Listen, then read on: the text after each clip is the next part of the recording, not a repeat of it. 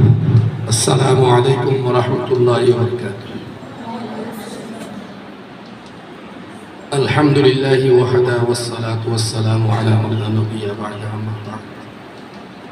أعوذ بالله من الشيطان الرجيم. بسم الله الرحمن الرحيم. إنا نحن نزلنا الذكر وإنا له لحافظون. صدق الله المولانا العظيم. آمنت بالله. قال النبي صلى الله عليه وسلم: تبرك بالقرآن فإنه كلام الله، أو كما قال النبي عليه الصلاة والسلام.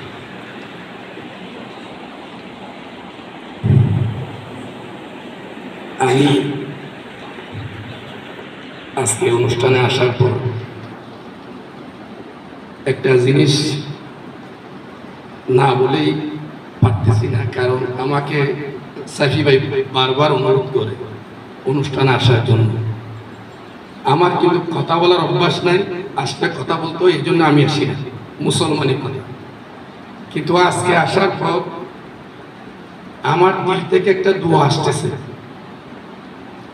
হাদিসের মধ্যে আছে, আমরা এটা স্বভাবগতভাবে পালন করি না। এটা কি?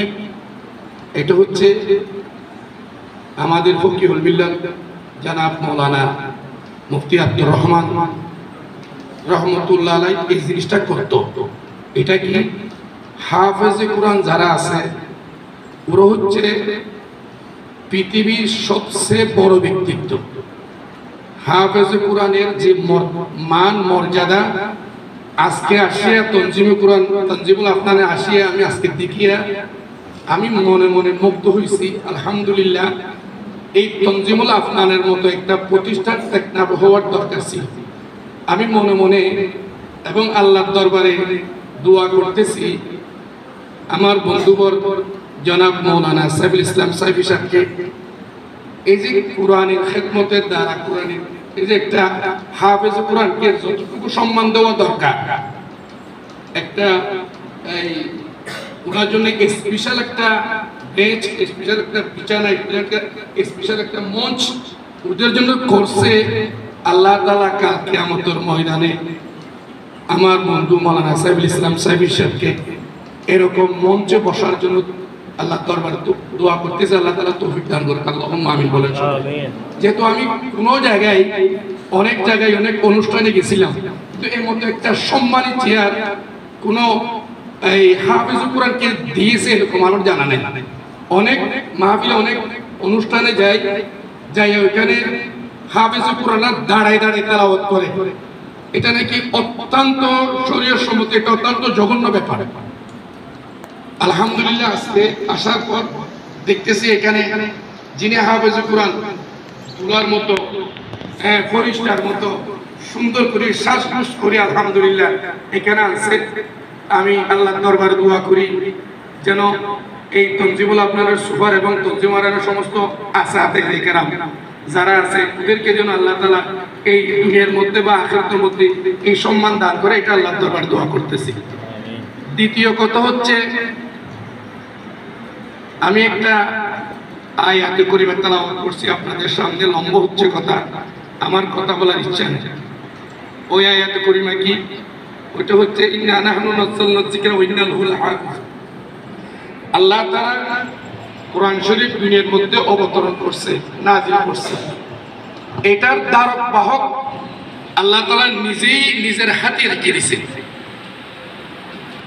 আল্লাহ তাআলার হাত আছে বলতেছেন না কেন? আল্লাহ তাআলার হাত আছে, মা ইয়াতাআল্লাকু বিশানিহি তাআলা। ওনার হাত যে সম্মানে যে আকৃতিতে থাকা দরকার, এই হাত আল্লাহ তাআলার আছে। এটা আমাদের ঈমান। দুনিয়ার মধ্যে আল্লাহ তাআলা কোরআন শরীফকে হেফাজত করবে, রক্ষণাবেক্ষণ করবে, নিজের হাতে রেখে দিয়েছে। কি মাধ্যমে করবে? কিভাবে করবে? আয়াতের তাফসীরের মধ্যে লিখতেছে, একটা দেশের প্রধানমন্ত্রী, এই দেশের প্রধানমন্ত্রীর দায়িত্ব হচ্ছে কি? ওই দেশটাকে পরিপূর্ণভাবে কি দেওয়া? পাহারা দেওয়া। পাহারা দেয় কিনা? পাহারা দেয়। কি প্রধানমন্ত্রী নিজে আসিয়া এই প্রতিটি এলাকায় যায়, প্রতিটি জ্ঞাতি যায় পাহারা দেয়, নাকি প্রধানমন্ত্রী একদম ওখানে বসে থাকে? প্রধানমন্ত্রীর কিছু কি থাকে? বাহিনী থাকে। এটা হচ্ছে দেশ রক্ষার বাহিনী, এটা হচ্ছে প্রতিটি এই দেশের, এটার নাম হচ্ছে সেনাবাহিনী। সেনাবাহিনীর মাধ্যমে পুরাটাই দেশটাকে কি দিয়ে পাহারা দেয়, যে বাহিনীর উপর আর কোনো বাহিনী থাকে না। একটা দেশের মধ্যে যে সেনাবাহিনী থাকে, ওই সেনাবাহিনীর উপর আর কোনো বাহিনী থাকে না। আল্লাহ তাআলা নিজের হাতে, নিজের কুদরতের হাতে এই কোরআন শরীফকে কি দিবে, হেফাজত করবে। ওনার বাহিনী দিয়ে হেফাজত করবে। ওনার বাহিনী কি দুনিয়ার মধ্যে, ওনার বাহিনী কি বলতেছে, আল্লাহ তাআলার বাহিনী হচ্ছে স্পেশাল, দুনিয়ার মধ্যে আল্লাহ তাআলার স্পেশাল বাহিনী হচ্ছে হাফেজুল কোরআন। সুবহানাল্লাহ। তো এরকম একটা অনুষ্ঠানে আসছে আলহামদুলিল্লাহ। আপনাদের সবাইকে, আপনাদেরকে এই অভিভাবক আলহামদুলিল্লাহ হাফেজ কোরআন হওয়ার জন্য এখানে দিছে। আজকে বুরহান সাহেব, হাফেজ বুরহান সাহেব আলহামদুলিল্লাহ হাফেজ কোরআন হয়ে গেছে।